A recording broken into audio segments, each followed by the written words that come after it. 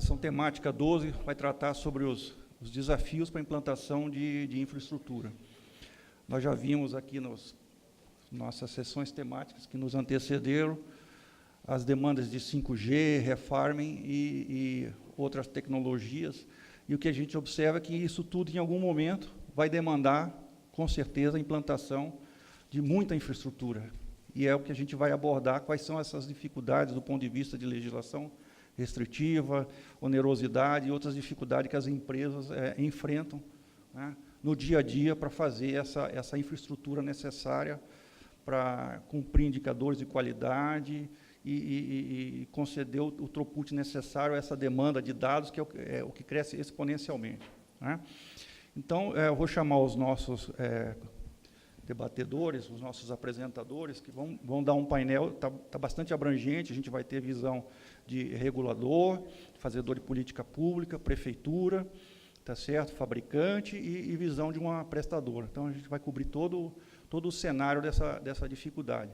E teremos também um mapeamento, né, feito pela Teleco, que vai mostrar essa situação, quais as cidades onde a gente tem mais dificuldade, quais as que estão melhores, isso tudo vai ser apresentado no nosso evento.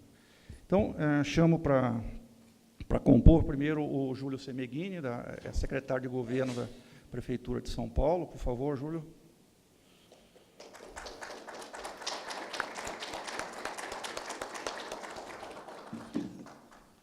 O Tude está aí?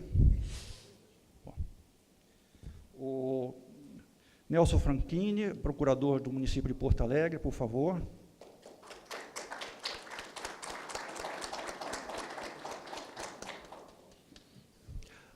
Marcelo Romão, do MCTIC.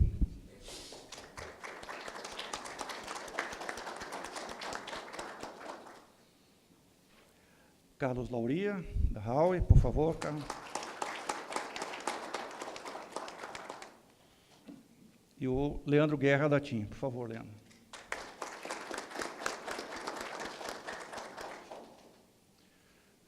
Nós começaríamos a nossa sessão temática com a apresentação Pode sentar. Com a apresentação do TUD, mas ele teve uma dificuldade logística, então nós vamos inverter a pauta. Vamos começar, então, com a apresentação do MCTIC. Marcelo, por favor. Muito boa tarde a todos e a todas. É um prazer estar aqui nesse evento. Obrigado pelo convite, Ricardo. Eu cumprimento aqui a todos os colegas de mesa e a todos e a todas que estão aqui nos ouvindo e, se houver transmissão pela internet, a todos aqueles que estão nos ouvindo aí pela internet. A minha fala é rápida, eu preparei uma apresentação, os colegas aqui todos acho que já estão familiarizados com o tema, sobre a nova política de banda larga que o governo federal está elaborando, né? Tem um passador, Ricardo? Obrigado. Então, o governo já tem trabalhado nessa política e foi lançada uma consulta pública em outubro do ano passado, né? Foram 370 inscrições e 89 contribuições, embora tenha muito mais inscrições do que contribuições, as contribuições foram bem densas e despendeu bastante tempo lá da equipe para poder, dentro da Secretaria de Telecomunicações, para avaliar, analisar e preparar um documento que suporte a nova política de telecomunicações que está sendo proposta. Então, essa etapa já foi concluída, né? As contribuições encerraram em novembro do ano passado. Atualmente, nós temos 3 decretos, basicamente, que tratam de política de telecomunicações. O 4773 de 2003 já é um decreto antigo que ele fala sobre as políticas de telecomunicações, expansão da banda larga, questões de desenvolvimento tecnológico e etc. O decreto 7175 de 2010, que lançou o Programa Nacional de Banda Larga oficialmente, também trata de questões de expansão de banda larga, de preços, de modicidade tarifária, enfim. E o decreto 8776 de 2016, que instituiu o Programa Brasil Inteligente. A ideia é reunir todos esses decretos em um único documento, né, para o setor de telecomunicações e que aborde, nesse único documento, quais são as políticas propostas pelo governo federal. Aqui, eu queria deixar um destaque para as questões da expansão de banda larga, né? O decreto é amplo, ele trata de diversos temas, de expansão da banda larga, de desenvolvimento tecnológico, de implantação de cidades inteligentes, cidades digitais, compartilhamento de infraestrutura, entre outros, mas eu vim falar mais sobre a política de banda larga, né, a expansão das redes.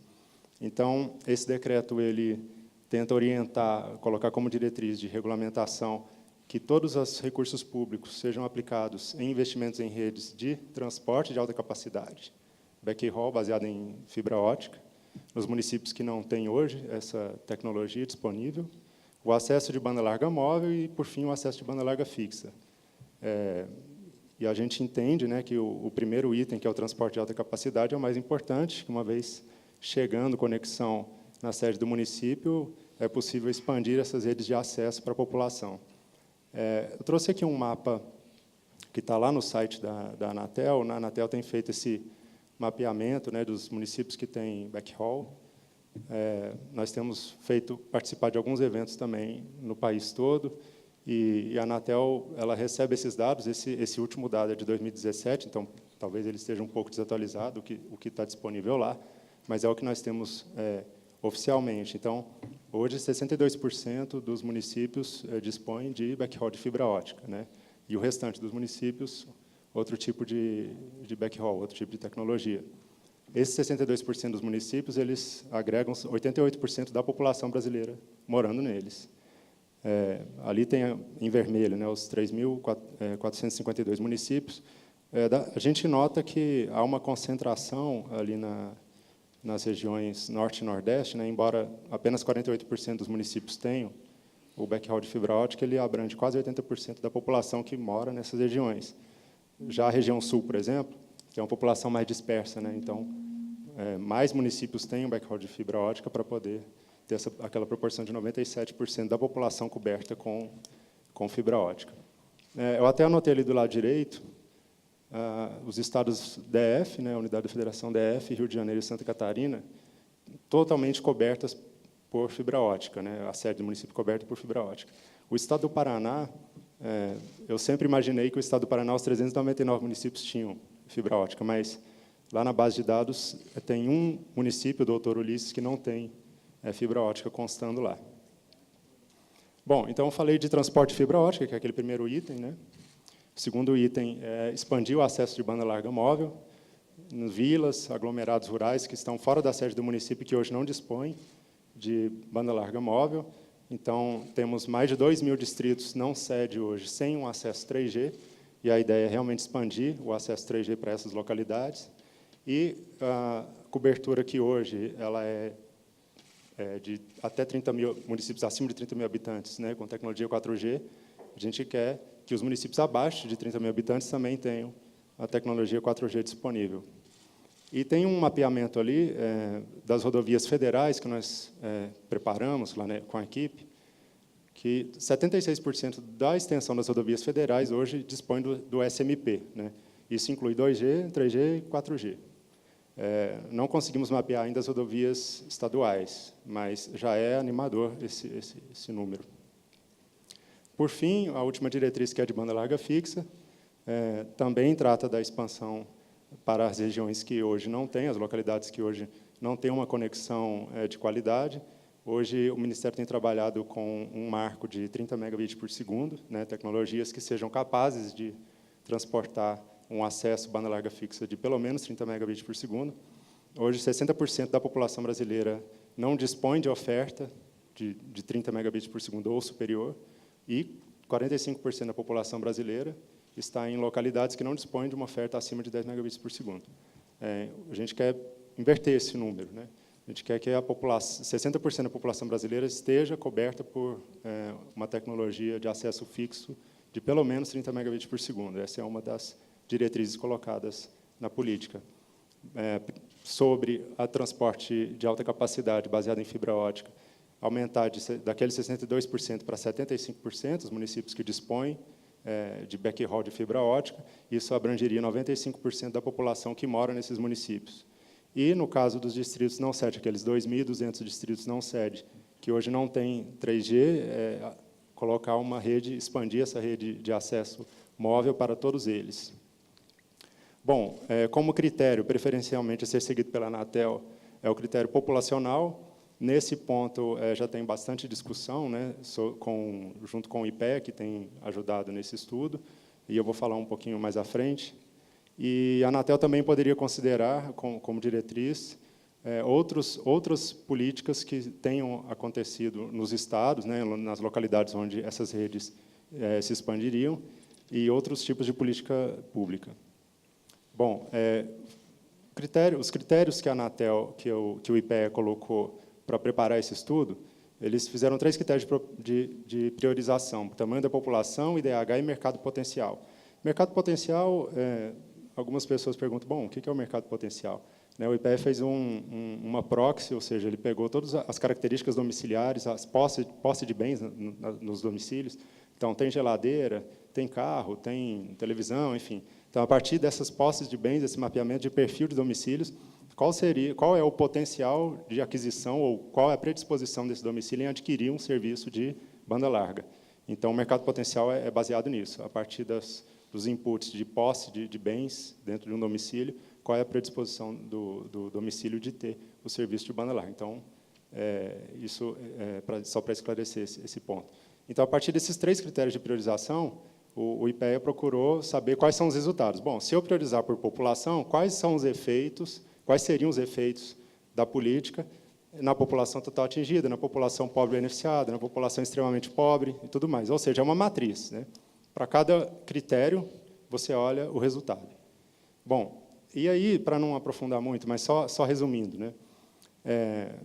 Se nós pegarmos esses 3 mapas, o do meio, que é o critério populacional, mas em todos eles, onde está mais escuro, é mais prioritário, né? Então, de um modo geral, o critério populacional, aqui no mapa não dá para ver bem, porque o zoom out é grande ali, né? Até o mapa brasileiro todo. Mas, de um modo geral, se você pegar o critério populacional, muitas vezes ele se sobressai, ele dá um resultado melhor do que os demais critérios, e o critério de mercado potencial atingido também, em alguns casos, se sobressai, principalmente com relação ao impacto à PIB, né? O critério de DH, ele geralmente é melhor quando a gente está falando de população extremamente pobre, né, algo do gênero. Mas, de um modo geral, esse critério populacional, ele para todas as demais variáveis olhadas no estudo, ele atende melhor. E aí eu coloquei só os mapas para mostrar que qualquer critério que você use, eles estão mais ou menos direcionados para as mesmas regiões, ou seja, as regiões mais escuras, né? Seria ali norte de Minas, o interior da Bahia, né, o interior ali do Nordeste, as regiões norte também, e um pedacinho do Rio Grande do Sul. Bom, é isso que eu tinha para falar hoje, e eu agradeço aí a oportunidade. Obrigado. Obrigado, Marcelo. Sem dúvida que política pública é importante, principalmente nesses municípios mais distantes, com uma, vamos dizer, atratividade menor. Mas existe também uma questão, que é a questão do OPEX.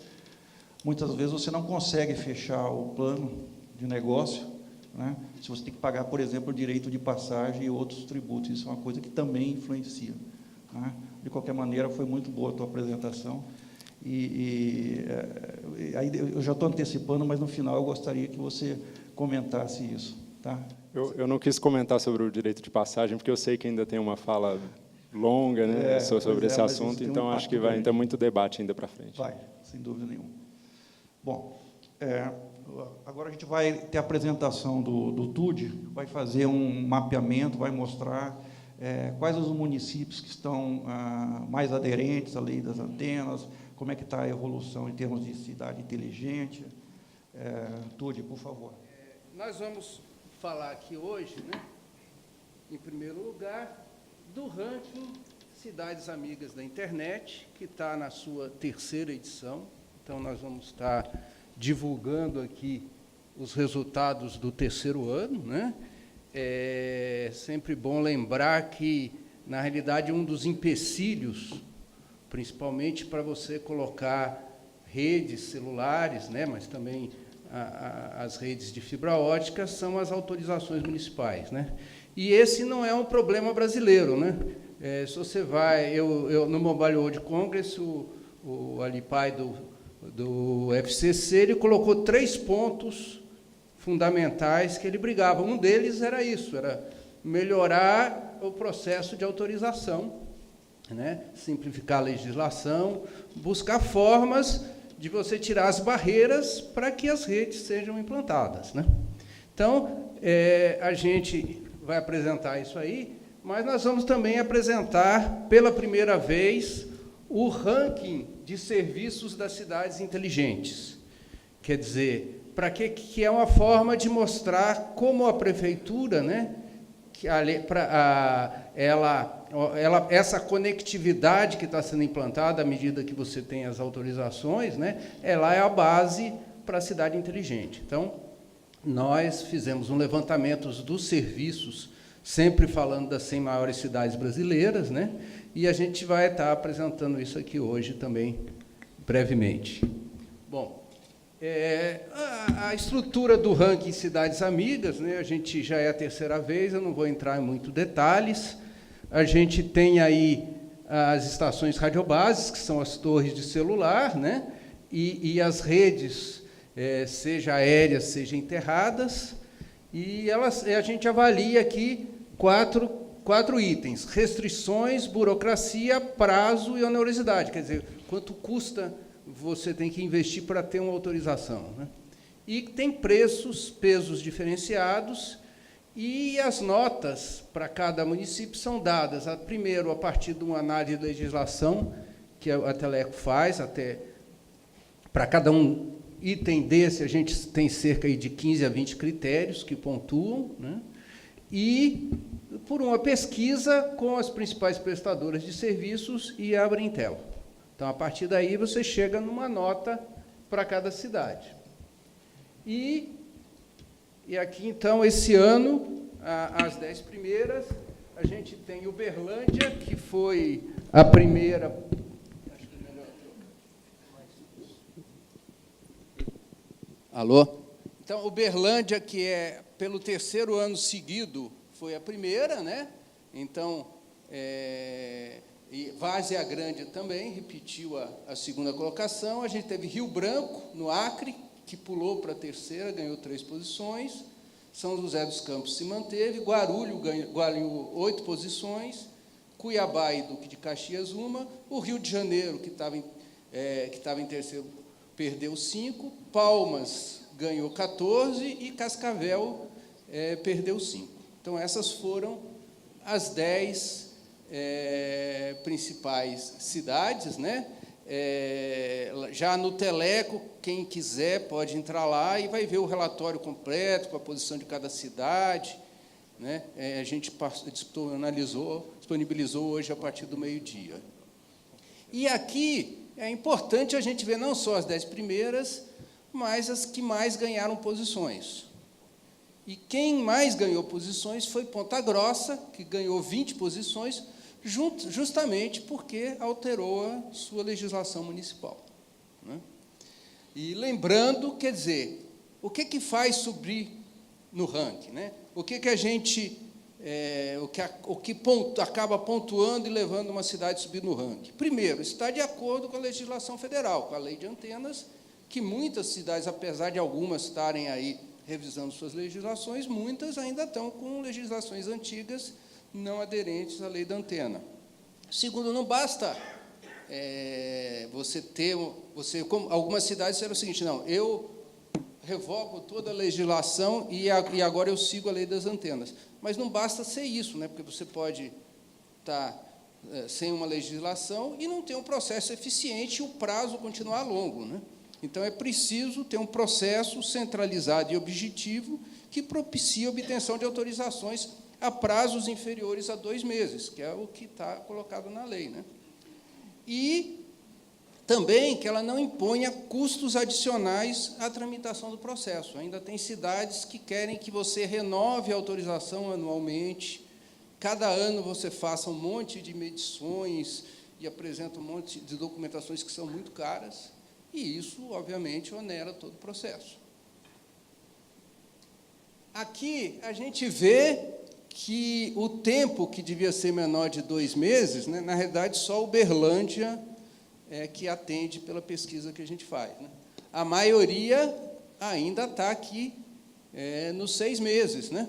Então, nos 6 meses, a gente teve uma pequena melhora, que aquelas com mais de um ano caiu de 5 para 3, mas a gente ainda está em cidades aí como São Paulo, Contagem e Santos, com prazo inferior a 1 ano. Esse aqui, o vermelho é o ano passado e o amarelo é esse ano. Ok? Então, em linhas gerais, esse é o resultado aí do Cidades Amigas. Como eu falei, os detalhes estão lá no Teleco, para quem quiser consultar, tem a apresentação completa com todas as cidades. E agora a gente vai falar do ranking de serviços de cidades inteligentes. O ranking, ele é composto, ele foi feito da seguinte maneira: a gente pegou os 100 municípios e levantamos em todas as cidades, nessas 100 municípios, quais os serviços de cidades inteligentes que ele tinha, né? E a gente vai mostrar aí, em seguida, quais a gente considerou, né, nesse levantamento. Então, tem uma nota para esses serviços inteligentes, que é peso 2, e uma nota de peso 1, que é o acesso a serviços, que é o próprio ranking de cidades amigas, que vão compor o ranking de serviços das cidades inteligentes. Dentro dos serviços inteligentes, a gente dividiu em duas categorias, quer dizer, utilizados diretamente pelo cidadão, que tem um peso 2, e gestão municipal, que tem peso 1. E foram agrupados em mobilidade urbana, EGOV, educação e saúde e meio ambiente. Então, se a gente olha aqui, por exemplo, mobilidade urbana, quais foram os indicadores? Ter estacionamento Zona Azul, né, via VIUAP, sensor de vagas, bicicletas, controle de trânsito, transporte público, horários, né, um aplicativo que você vê onde está o ônibus, que hora ele vai chegar, e consulta de processos no EGOV, etc., agendamento de consultas e matrícula online, educação, e outros de meio ambiente aqui, como coleta de lixo, né, você saber quando vai passar a coleta de lixo, etc. E em gestão municipal, a gente tem semáforos inteligentes, vigilância, base de informação, prontuário médico, iluminação pública, etc., né? Então, o que a gente fez? A gente pegou essa lista, a cidade que tinha que tinha um serviço, ele ganha 3,5, e o outro 1,5 é função da abrangência do serviço, né? Nessa primeira, vamos dizer, edição, a gente não modulou pela quantidade de pessoas que utilizam o serviço, mas a gente deu esse 1,5 ponto a todos os 26 municípios que informaram a utilização do serviço, né? Quer dizer, a gente entende que ter um serviço inteligente implica você também saber quem está usando, né? Você ter dados dessa utilização. E a gente conseguiu resposta de 26 municípios que ganharam 1,5 ponto em cada serviço que elas tinham. Bom, antes de mostrar o ranking, a gente tem aqui, primeiro, que todas as 100 cidades têm algum serviço inteligente, né? Pelo menos um. Isso a gente encontrou, né? Mesmo naquelas que foram a última colocada tem 3 serviços inteligentes. Quer dizer, todas têm algum tipo de serviço inteligente. A gente vê que a mobilidade urbana e EGOV são as categorias onde a gente encontra mais serviço, né? Esse transporte público com horário é algo muito popular, tem 53 cidades, né, em que você pode pegar um aplicativo, e aí só foi considerado como tendo aquele que tem o aplicativo e você vê a localização do ônibus, né? Não é só ter o horário colocado no portal ou no aplicativo, mas realmente você vê onde o ônibus está. E, do lado de EGOV, a gente vê aí a emissão de boletos, de licenças, etc., tal, com uma quantidade muito grande de cidades. Em educação e saúde, a gente vê uma quantidade menor, matrícula online com 19, e agendamento de consultas com 7 e pouco, e a mesma coisa no meio ambiente, né? Coleta de lixo com 2, defesa civil com 5, etc., né? E, na gestão municipal, também um número pequeno. Por exemplo, câmeras, a gente viu 8 das 100 cidades como tendo câmeras, né? Bom, aqui, então, o ranking. A primeira colocada foi Juiz de Fora, a segunda, Rio de Janeiro, né?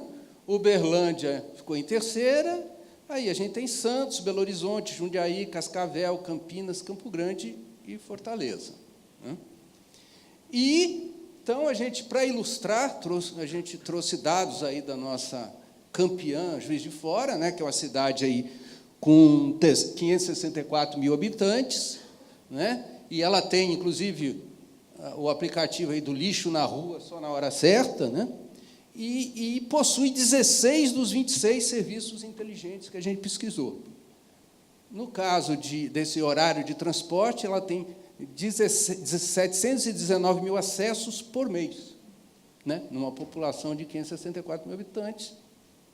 Você tem 18 mil usuários por mês para emissão de boletos, 180 mil prontuários médicos, 10,9 mil usuários desse serviço de coleta de lixo, 7,9 mil usuários mês consultam o processo administrativo e 1,4 mil realizam agendamentos, e mais 1 mil estacionamentos, 66 câmeras de vigilâncias, e aí vai, né? Essas são as estatísticas aí que a gente trouxe para mostrar, né?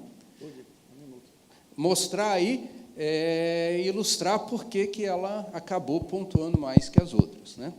Então, como acabou o tempo, né, eu só tenho a agradecer e falar que no Telex, vocês entrarem na home, vocês já vão achar os links e vão poder aí acessar os 2 estudos. Obrigado.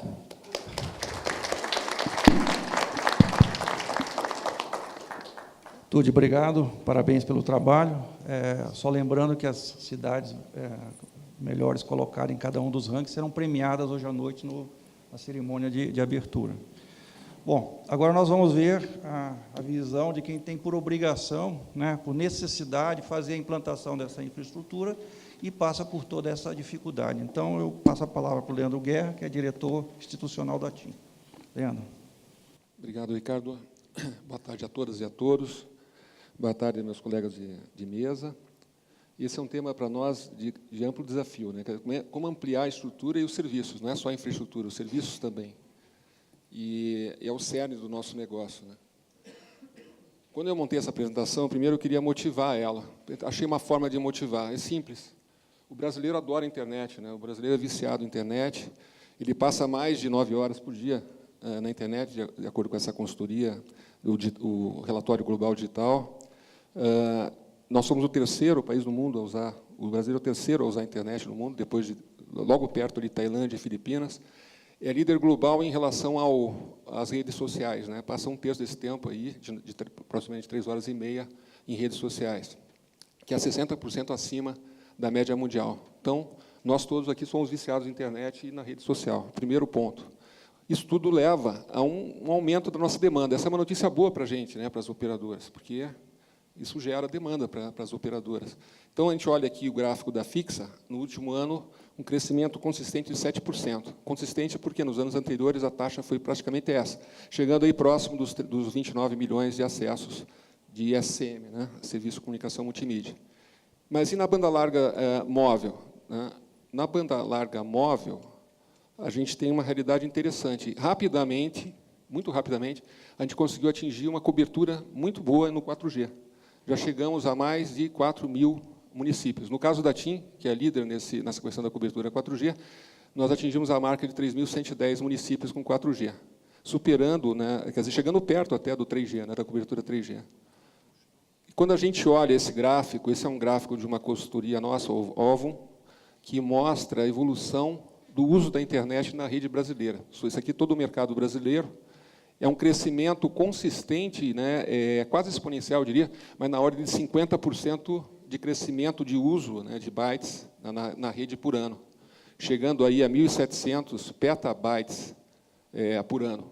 Um petabyte é 1 milhão de gigabytes, e crescendo. Bom, e quando a gente pensa lá para frente? Quando a gente pensa para frente, a gente vê o IoT aí apontando, e aí é interessante ver essas projeções, né, porque nessas projeções, elas tentam adivinhar quanto que chegaria aí a quantidade de IoTs em 2020. E os números variam bastante, mas aí é da ordem de bilhões, dezenas de bilhões de acessos a IoT, que quando a gente olha a sinergia, né, da conectividade IoT, com o Big Data, com Analytics, com as tecnologias de Analytics, aí o céu é o limite, em termos de aplicação e de negócio para as operadoras e para o mercado. Bom, isso é a parte boa, né? E vamos dar uma olhada, então, no diagnóstico. Eu acho que o Marcelo, aqui do meu lado, fez um diagnóstico muito preciso, mas eu fiz um pouco mais geral, generalista. Olhando esse gráfico, a gente vê o primeiro desafio que a gente tem, que é o tamanho do território brasileiro, é o quinto maior país do mundo, né, em termos de área. A gente tem uma diversidade, quer dizer, um contraste regional muito forte, o Marcelo explorou muito bem isso. Aí, quando a gente vê a quantidade de domicílios conectados, ou desconectados, né, a gente ainda tem, com SM, aqui a banda larga fixa, né, olhando a casa do cliente, domicílio. A gente tem aqui ainda um grande desafio pela frente, aí, quase 32 milhões de residências e de domicílios a serem conectados.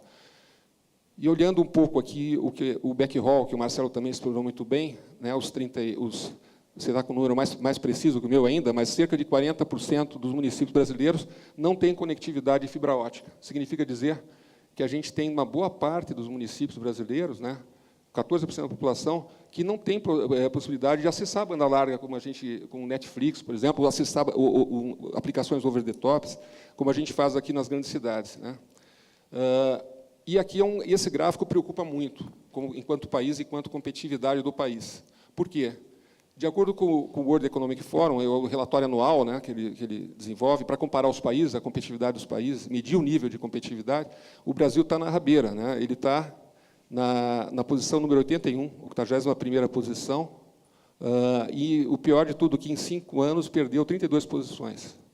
E quando a gente olha a infraestrutura, a posição do Brasil é número 72. Se a gente comparar, né, ali na direita, telecomunicações, o fixo do Brasil está na posição 48 e o móvel na posição 54, a gente pode até achar que estamos bem comparado com as outras infraestruturas, mas a gente está muito, mas muito aquém das possibilidades do país. Então, esse é um ponto que preocupa, é um grande desafio. E a gente vê os números gerais de banda larga no Brasil, 235 milhões de acessos, sendo 29 milhões banda larga fixa, 206 de banda larga móvel, o 4G já superou o 3G, né, está com 110 milhões, e a banda larga móvel tem uma característica muito interessante, porque ela é, de fato, a forma mais rápida de massificar a banda larga num país como o nosso. É um número interessante ali que 91% dos domicílios, né, contam com um celular que pode acessar a banda larga de forma mais barata. E quando a gente vê os desafios regulatórios, bom, eles são muitos, né? A gente começa a olhar essa lista. Primeiro, o grande desafio. O país realmente precisa considerar, independente do governo, que telecomunicações é estratégico para o país. É fundamental para o desenvolvimento do país como um todo, não só do setor de telecomunicações.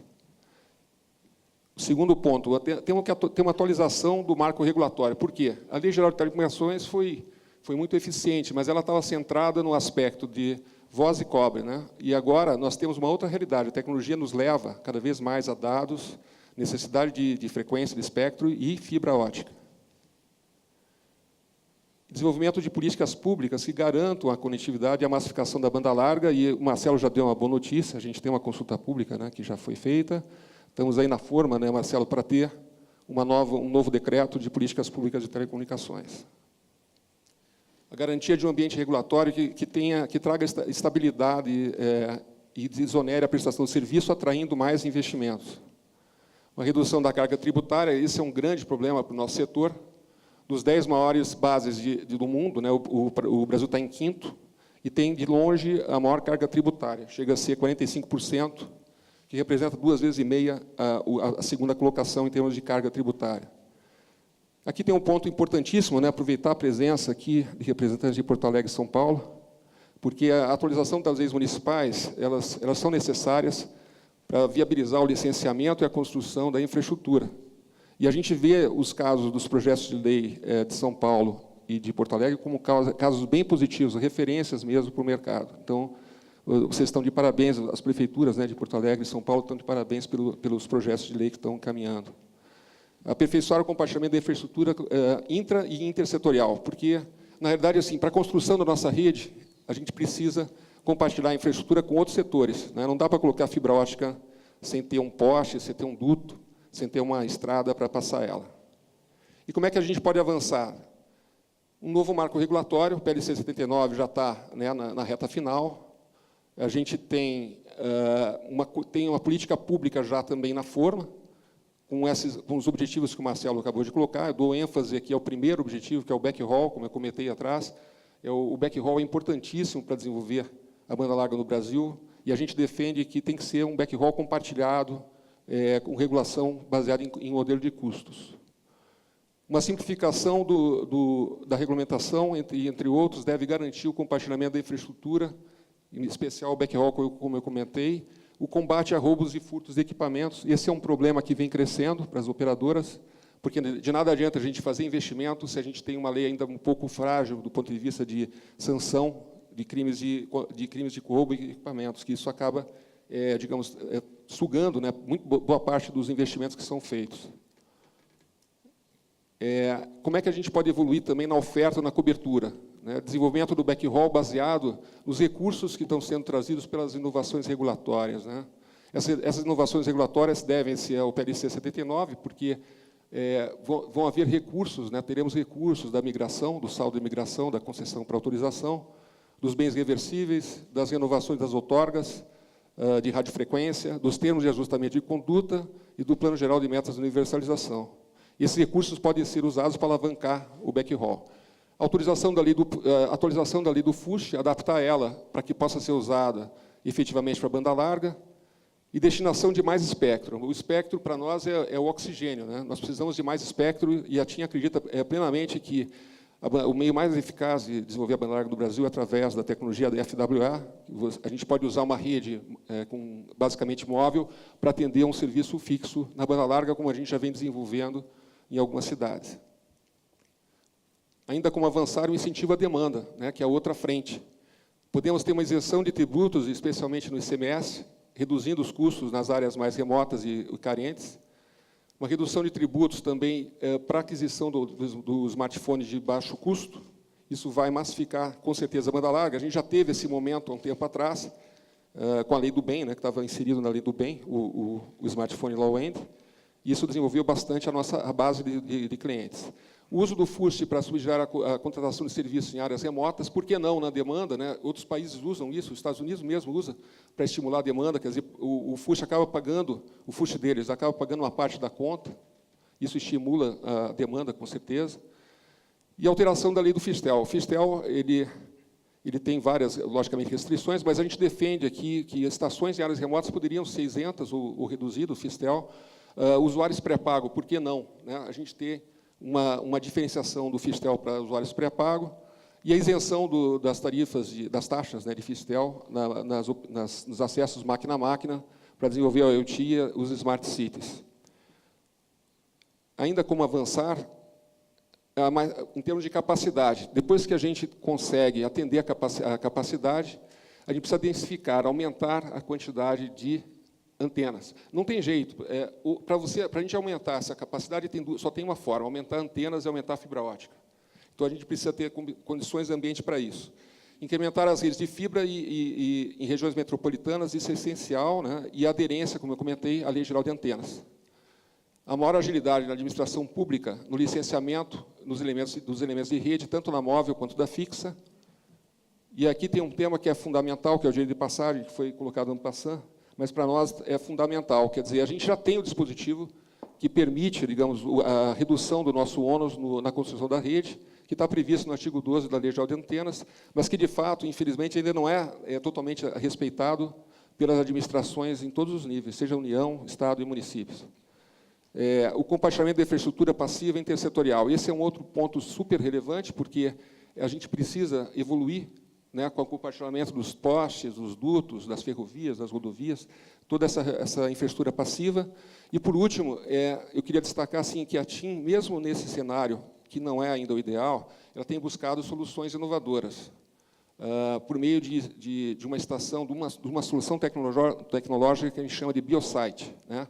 O Biosite é uma solução patenteada, já ganhou vários prêmios. Ele tem, basicamente, uma construção dentro de uma estrutura de poste metálico, e ele se confunde plenamente com o ambiente urbano, né? Ele é totalmente mimetizado. Você vê ali do lado direito, né, na orla do Rio de Janeiro, antes e depois.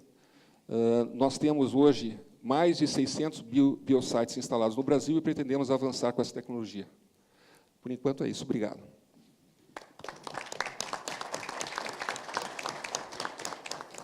E já aproveitando que você falou de 2 prefeituras, eu vou passar a palavra para o Júlio Semeghini, que é secretário de governo da Prefeitura de São Paulo. Temos novidades, né, Júlio? Você vai nos contar aí em que pé que está o projeto de vocês, por favor. Bem, em São Paulo a gente tem uma legislação bastante antiquada, ela é focada, ela coloca uma radiobase, uma herb. Primeiro, ela trata da herb só, então qualquer tipo, tamanho de herb é considerado uma herb, e ela é considerada como edificação. Ela tem uma série de dificuldades para avançar, porque São Paulo tem uma série de leis que dificultam muito de licença para você poder liberar uma obra, uma reforma, uma coisa dessa. E o tempo médio é exatamente o tempo projetado aí, pelo TUD que levantou, que é acima de 1 ano. E olha que 1 ano é quando a gente tem sorte. Por quê? E também, além de um outro problema que dificulta vocês conseguirem a licença onde colocar. Por se tratar de edificação, quando você coloca num prédio uma herb, ou você tem uma infraestrutura alta da antena, infraestrutura metálica, ela é considerada como edificação. Portanto, ela aumenta a área construída significativamente de um imóvel que, grande parte das vezes, está até num limite.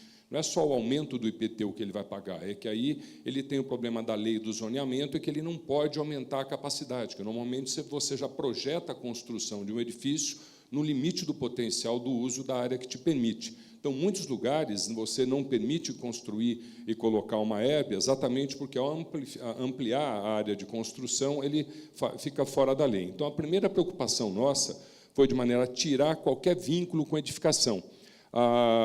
E, para isso, a gente estudou uma outra alternativa, que seria equipamentos, que algumas cidades podem estar usando.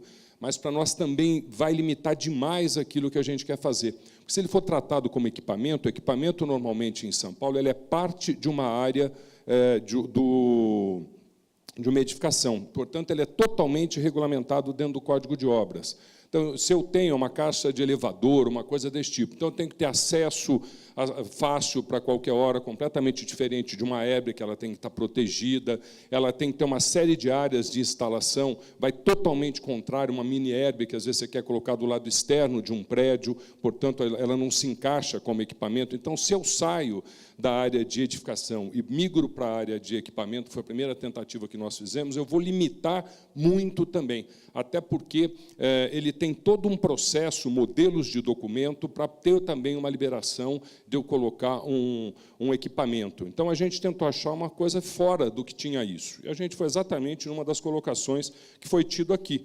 Realmente, telecomunicações é uma coisa importante, é uma guerra da reforma tributária, de vários pontos, onde a gente tem que focar como um serviço imprescindível, é uma coisa que a gente tem que ter, como a luz é um serviço público, a energia, a água. Então, a telecomunicações, a gente imagina que vai migrar também como se fosse um bem público, que, na verdade, cada vez mais ele é imprescindível para a vida da gente, na saúde, na educação, em tudo o que tem ali. Então, a gente colocou claramente como a instalação necessária de serviço público. Então, eu vou tratar de ter uma licença para instalar um serviço de telecomunicações, que cada vez mais a gente acredita ele vai ser liberado. Portanto, ele não se vincula com nada da legislação que eu tenho hoje de edificação e nem com a legislação que eu tenho, na verdade, de tratar isso como um bem, como se fosse também um equipamento. Né? Então, isso vai dar uma série de vantagens para nós que a gente vai poder colocar. Em seguida, a gente começa a perceber também o seguinte, não adianta só sair da edificação. Eu preciso tratar de maneira bastante diferenciada, nós vamos ver alguns exemplos aqui, que herb é uma coisa, a mini herb a gente começa a ter que diferenciar claramente, e também a móvel, que também é uma outra forma da gente poder tratar um tratamento diferente. Uma coisa que a gente colocou na nossa lei foi exatamente separar essas duas coisas. E, ao separar, eu já consigo facilitar mais ainda. foi colocado aqui o prazo como uma meta de 2 meses. Tal. Nós estamos imaginando que uma mini-herb, uma móvel, demore algumas horas, ou 2, 3 dias, para as pessoas poderem liberar isso daí. Então, a gente queria tirar de qualquer tipo de licença isso e separou isso daí. Portanto, hoje, a mini-herb e a herb móvel, ela vai ser apenas um cadastramento eletrônico, num sistema totalmente informatizado, com os documentos totalmente declaratórios, em que você preenche, terá que ter um técnico responsável para poder assinar a responsabilidade daquelas partes técnicas, que seja civil ou que seja do nível da onda, que tem magnético regulamentado pela lei federal, mas trata-se só de alguns técnicos que serão credenciados, à medida que ele assina e entra, imediatamente ele tem lá uma taxa para recolher, mas, portanto, as pessoas que fazem isso são cadastradas, é a forma de recolher, pagar e ter. A gente imagina que, no máximo, alguns dias a gente possa liberar as mini-herbes e a herb móvel. Uma coisa que a gente quis trabalhar também é na informatização das herbes. A gente sabe que tem algumas coisas importantes para fazer. E uma delas, a gente, então, ao tirar, na verdade, de qualquer vínculo com edificação ou com equipamento, a gente que está dentro do nosso Código de Obras e Edificação, e ele tem uma série de certificados de conclusão, para você ter uma noção, dependendo da reforma ou da construção que você vai fazer de casa, você tem que ter mais de 10 licenças. E são 10 documentos diferentes que você recolhe em 10 lugares diferentes, que agora estão sendo totalmente centralizados, mas não deixam de ser 10 licenças que vai ter. A gente não quer isso. A gente quer uma única licença que, quando você mostrar, botar no teu site, eu sei que você tem licença para estar colocando aquela herb. Então, para nós também, o que a gente fez foi centralizar todas as licenças numa única licença, que é o foco da instalação de um equipamento de telecomunicações. A gente pode fazer isso exatamente porque a gente conseguiu desvincular da ideia de ter um equipamento ou de ser uma outra coisa. Coisas importantes que a gente tem isso, também nos permite prazo. Então, a gente discutiu com as pessoas que têm experiência, que instalam, um prazo de uma licença de instalação terá 5 anos.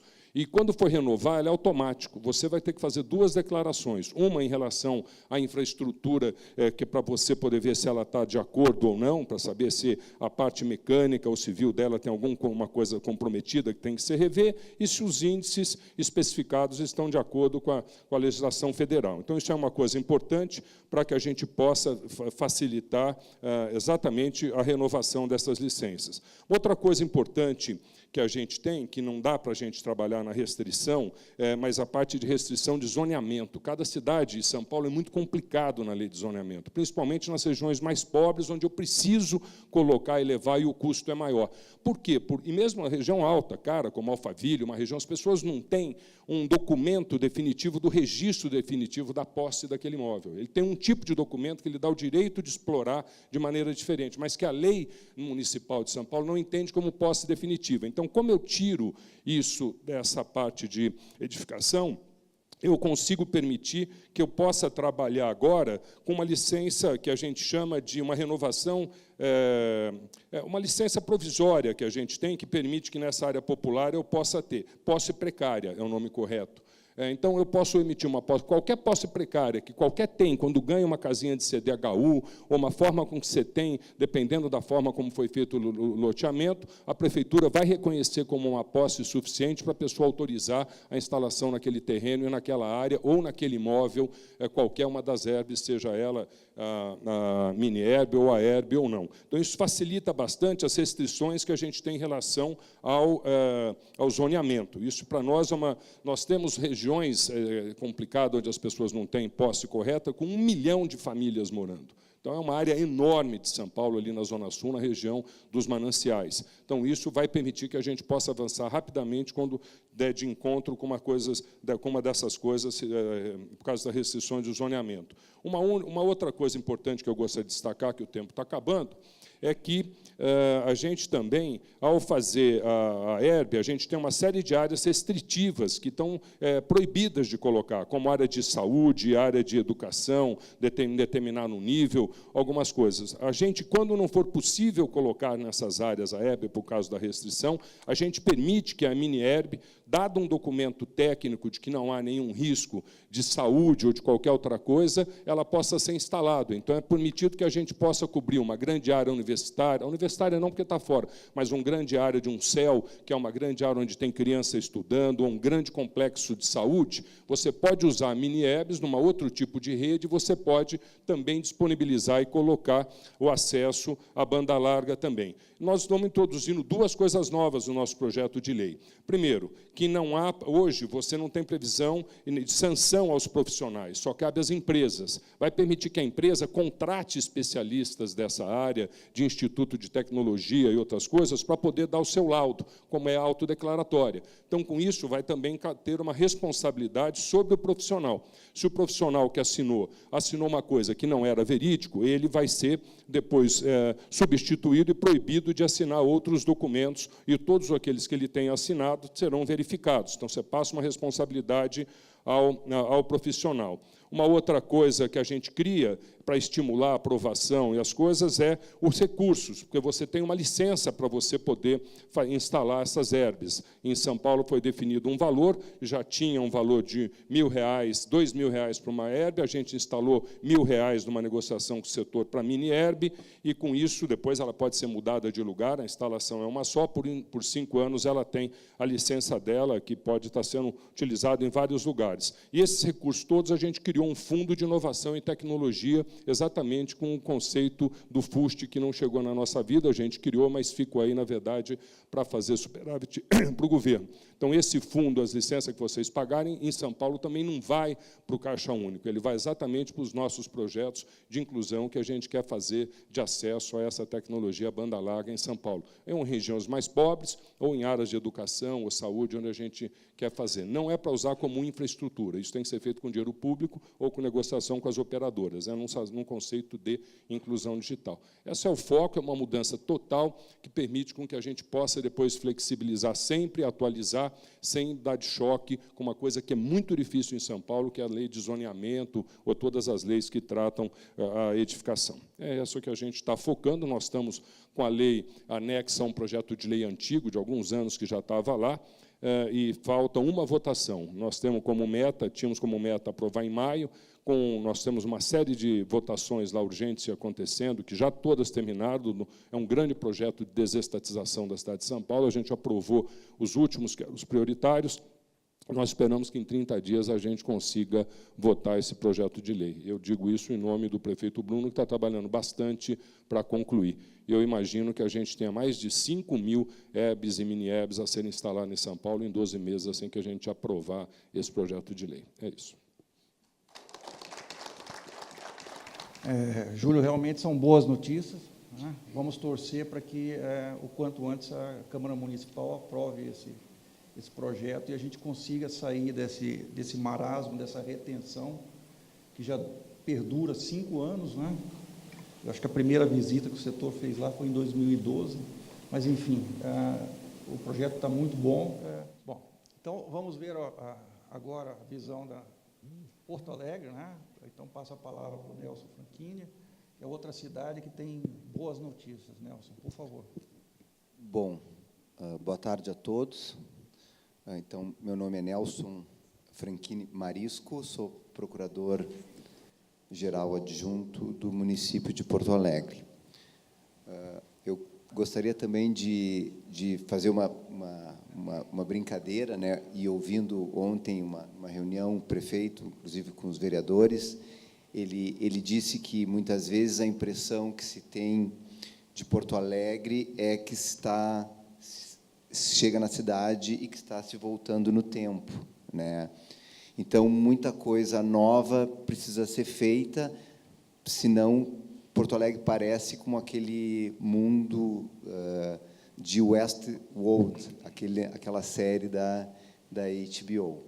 E, então, uma das propostas, né, que nós encaminhamos para a Câmara Municipal de Porto Alegre foi pedida pelo prefeito, nós da Procuradoria-Geral do município,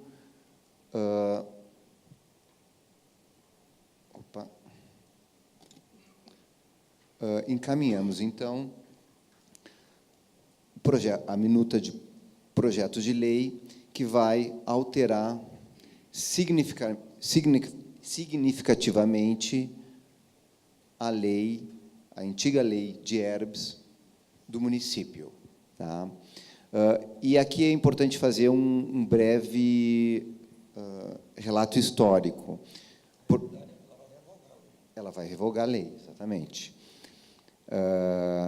A Lei 8.896, de 2002, tem quase 20 anos,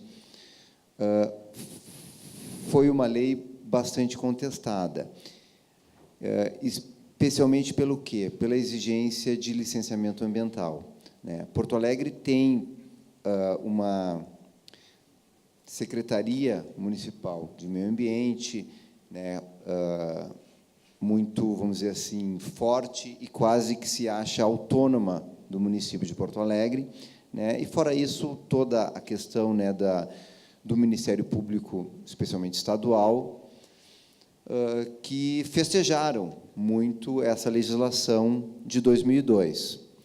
Só que essa legislação de 2002, como eu falei, ela foi muito contestada por conta desse licenciamento ambiental, até que, em 2015, se eu não me engano, teve o julgamento da arguição de inconstitucionalidade no pleno do Tribunal de Justiça do Estado do Rio Grande do Sul, que declarou a inconstitucionalidade da lei. A Procuradoria-Geral entrou com o recurso extraordinário, que está pendente de julgamento ainda no Supremo Tribunal Federal. Bom, então, nós temos ainda uma legislação problemática. Era preciso, efetivamente, enfrentar e fazer uma modificação. E a modificação foi proposta. Tá? Então, a nova lei das estações de rádio e telecomunicação retira a exigência desse licenciamento ambiental. Tá? Hoje, por sinal, não foi capa, mas foi página central do jornal com maior circulação no estado do Rio Grande do Sul, Jornal Zero Hora, justamente, e já, inclusive, polemizando, né, no estado, na cidade, especialmente, essa situação, ou seja, que o projeto de lei enviado à Câmara retira a exigência do licenciamento ambiental.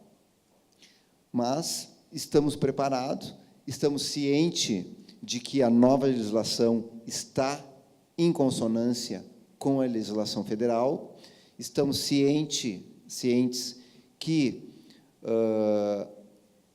é a Anatel quem detém essa competência precípua de fiscalizar essas questões de natureza ambiental. Então, fomos confiantes, né? Sabemos que enfrentaremos batalhas jurídicas, né? Certamente o Ministério Público, associações, né? Até na própria Câmara Municipal, mas era preciso dar esse passo, e Porto Alegre deu. Tá? Eu não quis aqui, vou depois, né, discretamente perguntar a colocação de Porto Alegre, né, no ranking, mas, certamente, com a aprovação da lei, nós teremos um significativo ganho. Tá? Tá entre as 10 piores. Tá bem. Né, mas a intenção é justamente alterar. Exatamente. Tá? Em compensação, foi prevista alguma forma de buscar algum benefício à cidade. Tá? Isso foi uma sugestão, uma ideia do próprio prefeito municipal, pedir, né, solicitar que as empresas de telefonia, as empresas de comunicação, pudessem, de alguma forma, auxiliar o município na prestação de serviço público. Tá? Então, a ideia foi a proposta de uma certa cobrança de utilização, pela utilização dos espaços públicos. Tá? Então, e esse recurso vai poder ser pago de duas formas, né? Ou diretamente, né, em dinheiro, ou por intermédio de serviço, tá? De tecnologia, que, em verdade, é isso que o município precisa. Tá? E esses recursos serão destinados ao Fundo Municipal de Segurança, porque é uma preocupação, né, de toda a capital. Porto Alegre não foge dessa situação das grandes capitais com problema de segurança. Então, provavelmente vai ser feito um termo de permissão de uso para a utilização da área ou do bem público e vai ser feito um pagamento por intermédio de uma contraprestação, uma contrapartida a ser ajustada ainda por meio de decreto. Também será feito uma espécie de autolicenciamento. Tá? As empresas de telecomunicação encaminharão a documentação necessária, vai ser feito uma espécie de checklist, verificada a presença dos documentos solicitados, o licenciamento será feito de modo automático, instantâneo. É claro que, em algumas situações, quando houver necessidade de supressão de vegetação ou a instalação for em algum prédio histórico, poderá ser pedido alguma documentação a mais, mas a lei prevê que a prefeitura deverá necessariamente dar a resposta em 30 dias, sob pena de a licença ser considerada como concedida. Então, essas são, especialmente, as inovações dessa lei: a retirada da exigência da licença ambiental, a necessidade apenas de um autolicenciamento de fins urbanísticos, com fundamento no artigo 30, inciso 1 da Constituição da República. Né? Porque nas mais variadas decisões sempre se possibilitou que o município regulasse a matéria de seu interesse, que, no caso, seria a matéria urbanística. Da mesma forma, não estarão sujeitas a licenciamento, não estarão sujeitas a ETR móvel, instalação de ETR de pequeno porte, substituição de ETR já licenciada e o compartilhamento de ETR licenciada. Bom, em algumas palavras, essas são as alterações propostas pelo município de Porto Alegre.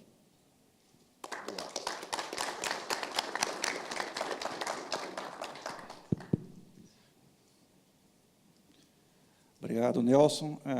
São realmente boas notícias, principalmente vindo de Porto Alegre, onde a questão de RNI sempre foi uma referência, né? E acredito que, com essa nova legislação que vocês estão propondo, passará a ser uma referência do bem, né? Essa questão do autolicenciamento é muito importante, porque ela, inclusive, desonera a própria prefeitura de questões técnicas, que deve ser responsabilidade do responsável técnico, que tem a competência, né, assina a RT. Então, não há nenhum risco, né, e agiliza bastante o processo. Isso tem também na lei de São Paulo. Então, os dois municípios aí realmente estão apontando para o caminho correto, né? A gente só espera que também, assim como em São Paulo, que a Câmara dos Vereadores, né, se conscientize da importância dessa lei para o cidadão de Porto Alegre, né? Não é uma lei para o setor, é uma lei para o cidadão de Porto Alegre, para a cidade, né? Sem a instalação dessa infraestrutura, o cidadão fica prejudicado, a própria gestão da cidade, por meio de cidades inteligentes, como foi colocado pelo TUD, né, que é um desafio para você fazer, sem infraestrutura de telecom e de transporte, você não vai conseguir implementar essa infraestrutura. Então, acima de tudo, é um benefício, é uma necessidade da cidade. Isso que falta, que a gente observa, né, nas visitas que a gente faz, nas conversas que a gente tem nas câmaras de vereadores. Essa conscientização de que o projeto que está sendo apresentado é para a cidade. Esperamos que isso aconteça rapidamente em Porto Alegre e em São Paulo também. Você quer complementar alguma coisa? Ok. Bom, para fechar o nosso evento, então, eu vou passar a palavra para o Carlos Lauria, né, que vai dar a visão de quem tem tecnologia e fornecimento de equipamento para fechar o nosso evento. Lauria, por favor. Obrigado, Ricardo. Em primeiro lugar, queria agradecer à Telebrasil pela oportunidade de participação nesse evento. Queria fazer um pequeno parênteses no início. Esse é o ano que a HAL está comemorando seus 20 anos no Brasil. Vocês podem ver no crachazinho de vocês, na fitinha, né? Então, a HAL, nesses 20 anos, nosso lema é no Brasil para o Brasil, e nós sempre procuramos colaborar em todos os níveis com o governo, com as nossas associações e com nossos clientes, buscando incrementar cada vez mais a inclusão digital no Brasil e melhorar o que a gente sabe que isso melhora a sociedade como um todo. É um papel social no nosso entendimento. O bom de falar pelo fim é que a gente pode colar dos outros o que os outros já falaram, né? Então, a gente tem trabalhado muito para tentar aumentar essa inclusão digital no Brasil. A gente tem números internacionais que mostram que o Brasil poderia ter 5 vezes mais sites, mais herbes, né, do que tem, comparando com outros países de nível semelhante de desenvolvimento. E se não tem, não é por culpa das operadoras, existe uma dificuldade muito grande de aquisição de sites para implementar uma herb. É difícil conseguir um site que atenda às necessidades, às obrigações, né, os requisitos que muitos municípios colocam. A gente tem tudo isso, já foi falado aqui, dessa diversidade, 5.570 municípios, quase com leis individuais para cada um. A gente respeita o Pacto Federativo, né, federal, estadual, municipal, mas várias dessas leis não estão de acordo com a Lei das Antenas, que já foi um grande avanço no Brasil. Com relação à Lei das Antenas, a gente tem 2 pontos que nós gostaríamos que fossem mais focados e que isso, sim, pelo governo federal pode colaborar. O Leandro citou, que é o artigo 12, né, do direito de passagem, que não vem sendo cumprido. O outro, o artigo 10º, que trata da regulamentação, do licenciamento de equipamentos de telecomunicações de pequeno porte, que depende ainda de uma legislação, de uma regulamentação específica da Anatel, que nos nossos contatos com a Anatel a gente sabe que está em andamento, mas poderia ser um pouco mais acelerado para que facilitasse mais ainda. A gente vê diversas cidades avançando no seu desejo de atender melhor os seus cidadãos, buscando atualizar a sua legislação e adequá-las à lei federal. A gente vê 3 ou 4 políticas públicas que poderiam ser implementadas, e, nesse sentido, a gente tem trabalhado muito próximo com o Ministério da Ciência, Tecnologia, Inovações e Comunicações, com quem a HAL assinou um memorando de entendimento no mês de dezembro do ano passado. E um ponto é essa questão de direitos de passagem, né, que precisa ser melhor equacionado. Um outro ponto, a questão de que a gente chama de dig once, que você cava uma vez e faz logo tudo, você vai construir uma estrada, já bota fibra, já bota a infraestrutura que você precisa. Vai consertar uma rua, já aproveita e faz a infraestrutura junto. Para evitar ficar limitado, porque agora eu não posso cavar aquela rua porque ela foi cavada há pouco tempo, então demora uma licença. Então, esse dig once é um projeto que é uma política pública que poderia ser implementada.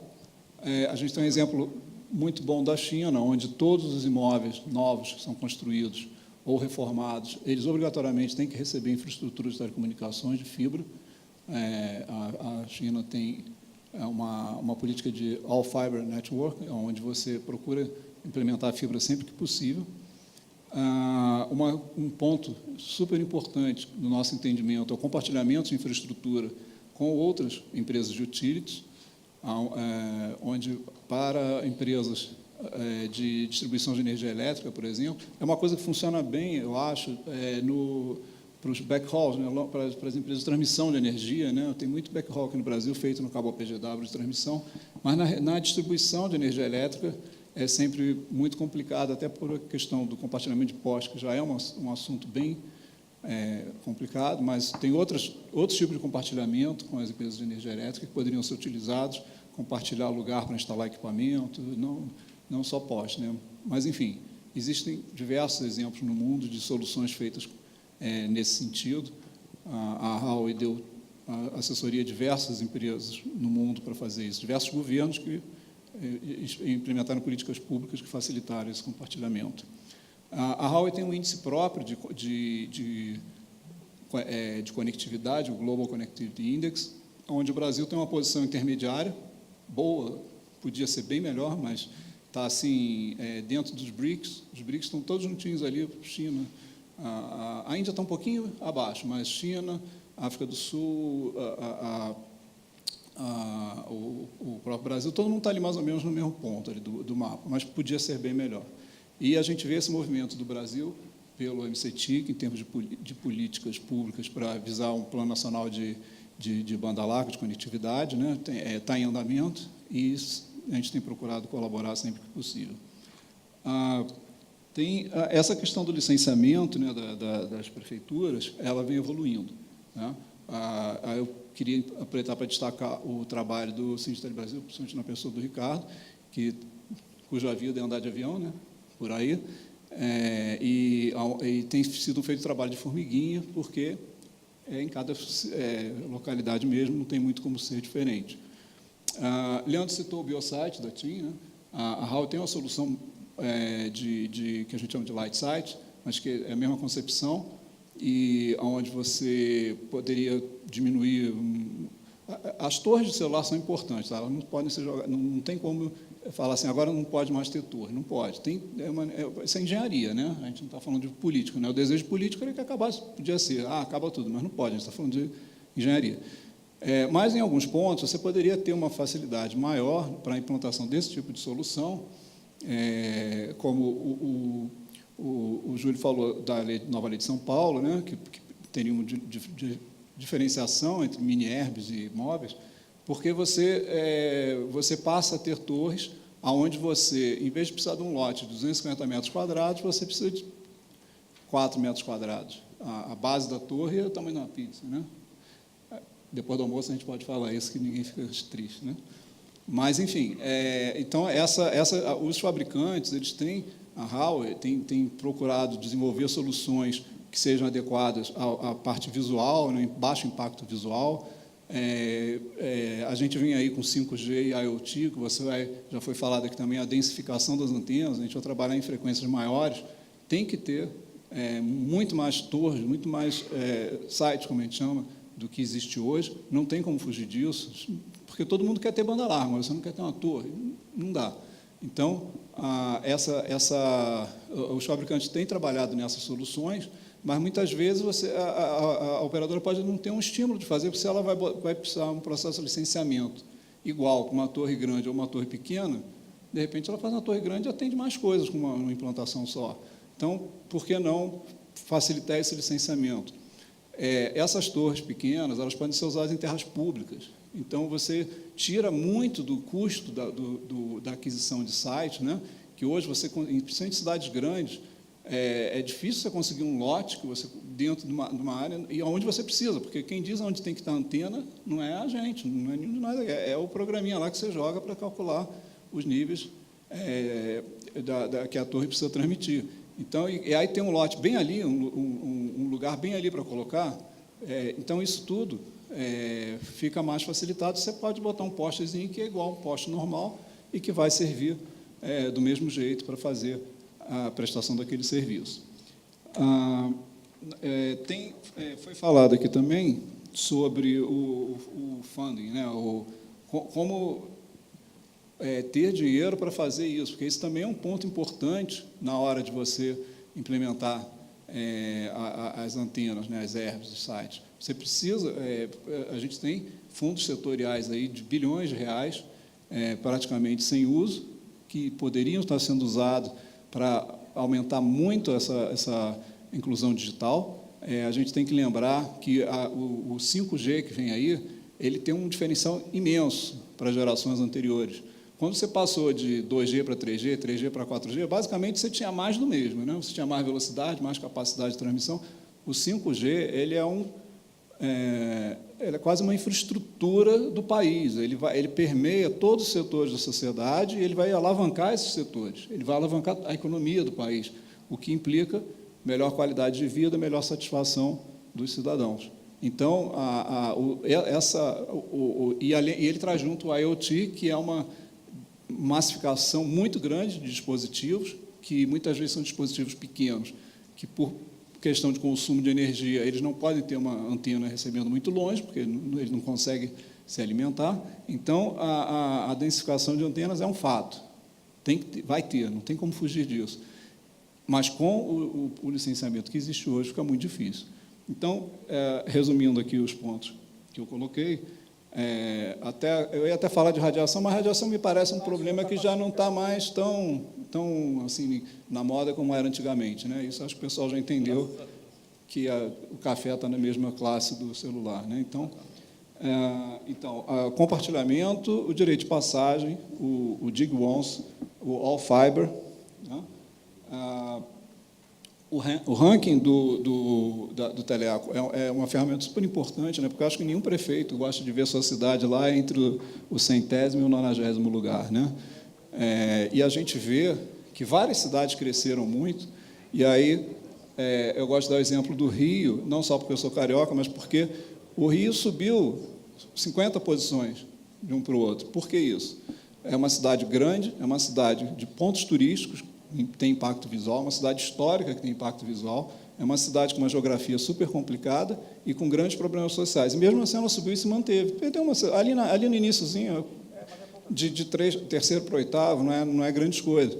Então, por que uma cidade grande como o Rio consegue e outras cidades não estão lá ainda, né? Então, eu acho que qualquer prefeito, quando vê esse ranking, e recentemente o TUD pôde fazer até não esse ranking, que é o novo que está sendo apresentado aqui, mas ele conversou sobre isso no evento da Frente Nacional dos Prefeitos, que aconteceu em Niterói há 2 semanas, e mostrar para eles, olha, essa cidade está aqui, o que você precisa fazer para melhorar? Vai lá no site do Teleaco e vê que você consegue. Então, essa era a minha mensagem. Vamos continuar apoiando as políticas públicas, apoiando os nossos clientes, as operadoras, vamos continuar apoiando as prefeituras e contando aqui com o trabalho do Ricardo e o Sinditele Brasil, nesse trabalho de formiguinha, apoiando no que for possível, e buscando sempre, lembrando sempre, multiplicação. Acabou o tempo? Não cortaram. Aqui não é que nem no Congresso, não, né? Mas, enfim, a multiplicação de sites é necessária, super importante, precisa ser feita, e não é tão difícil quanto parece, porque cidades já conseguiram. Essa é a nossa mensagem, e agradeço, então, mais uma vez pela participação.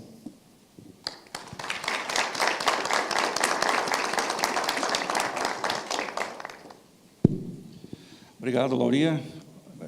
Nós temos tempo para 3 perguntas. Aqui para o Hélio, por favor.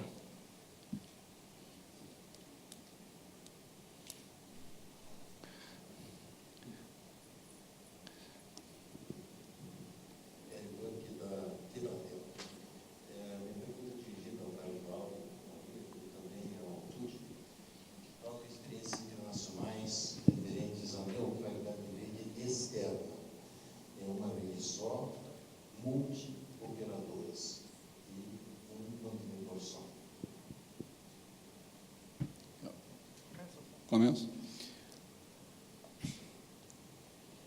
É sempre bom destacar, as experiências internacionais, elas são muito importantes, principalmente para a gente aprender com os erros e acertos dos outros, mas elas sempre necessitam de uma customização para o país onde ela está sendo aplicada.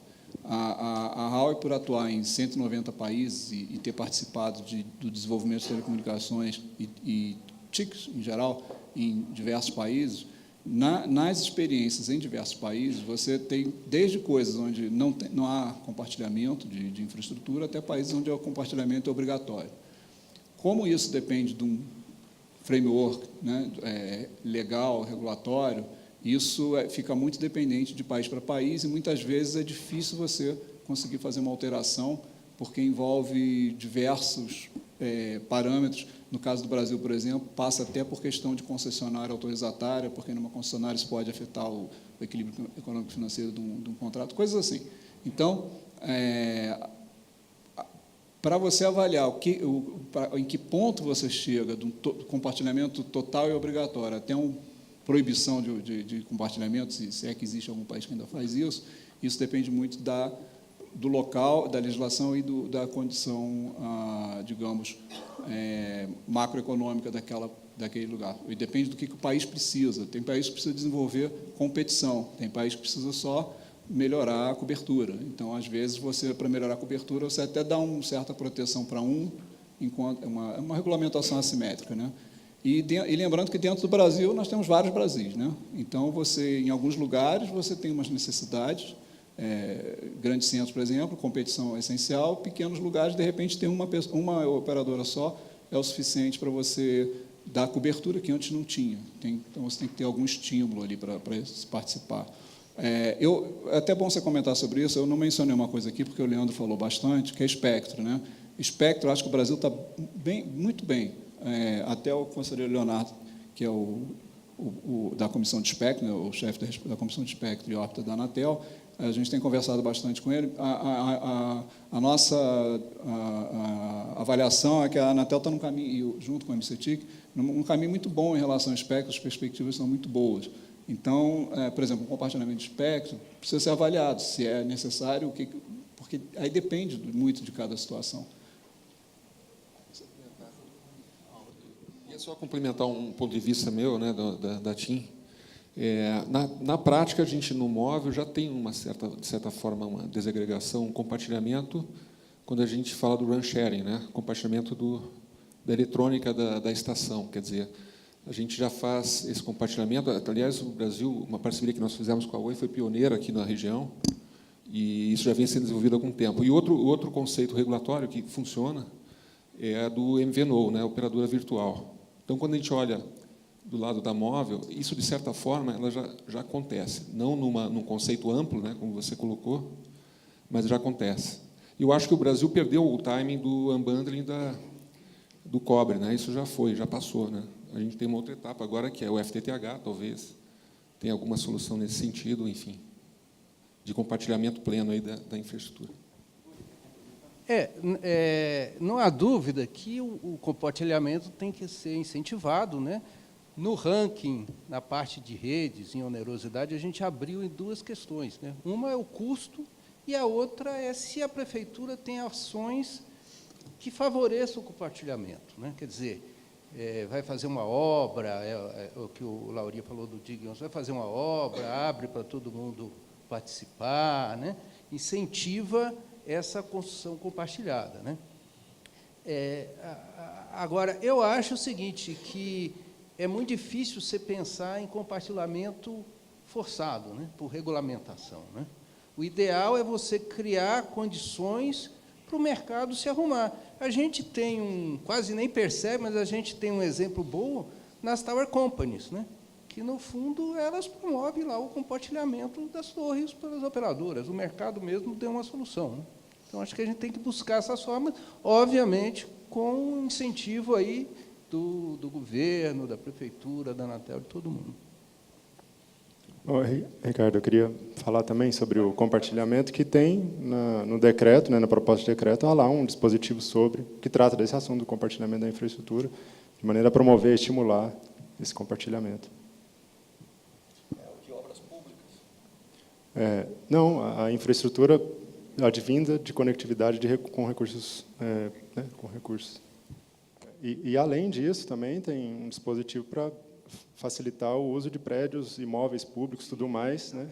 É uma medida que facilitar a expansão da instalação dessas antenas no país.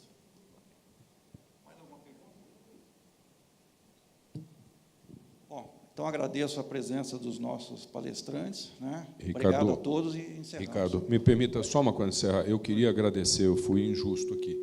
Queria só agradecer a tua equipe, você, o trabalho que vocês nos ajudaram, porque ao construir a lei em São Paulo, a gente tem uma vantagem, a gente construiu com o pessoal do meio ambiente, construiu com os procuradores, construiu com o pessoal de licenciamento, habitação e várias dúvidas. Foi muito importante ter o apoio técnico e preciso e rápido de vocês todos da Telebrasil. Nós, em São Paulo, estamos muito gratos aí a vocês da Telebrasil. Agradecemos, é o nosso trabalho. Bom, obrigado a todos, então.